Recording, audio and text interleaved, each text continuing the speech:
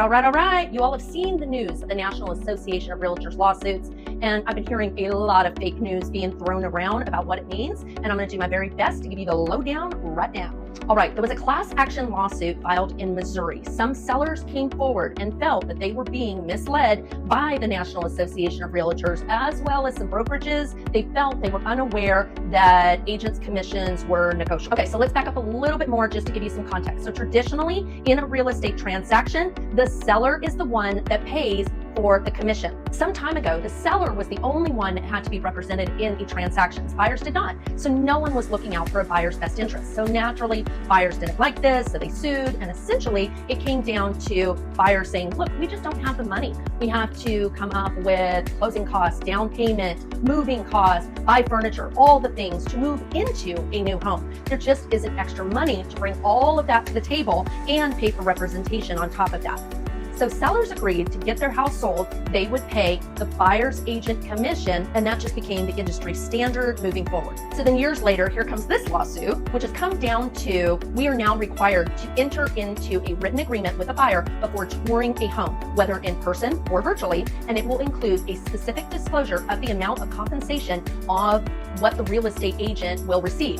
The other change that is happening is how and where real estate professionals can communicate with each other of compensation. We are no longer allowed to share the cooperation of commissions on the multiple listing service, MLS.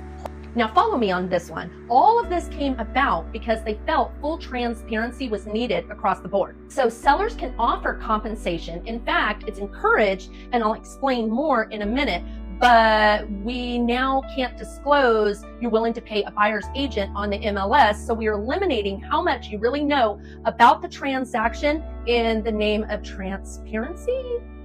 Doesn't make a whole lot of sense.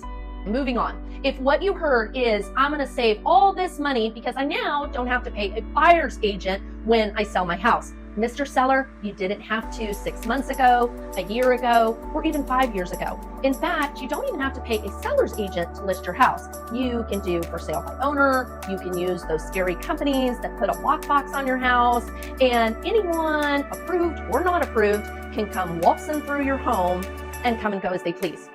Really, you have lots of options. I mean, you don't have to brush your teeth today, but you do because it's in your best interest. What used to happen is I would come to sell your home and I go over a commission rate. Think of it like a marketing budget. I then take that commission and market your home. In that marketing budget, I cooperate with a buyer's agent who will bring and represent a qualified buyer to get your house sold. Now, moving forward, if you feel paying your agent a lesser amount to sell your home is going to work because you feel you can eliminate the buyer's commission from that marketing budget, you put yourself in a huge competitive disadvantage because you will completely eliminate the number of buyers who just cannot afford your property because they will in turn need to pay their agent for representation. Remember, for most, buying a home is the most expensive transaction they will make. Then you add another fee on top of that. Many of them just can't afford it, which means you eliminate your demand, which then eliminates exposure, which eliminates the price that you want to get. You benefited from this when you bought a house you're looking to sell now, and you'll benefit from it again when you go to buy another house. This is the reason you're getting the prices you want.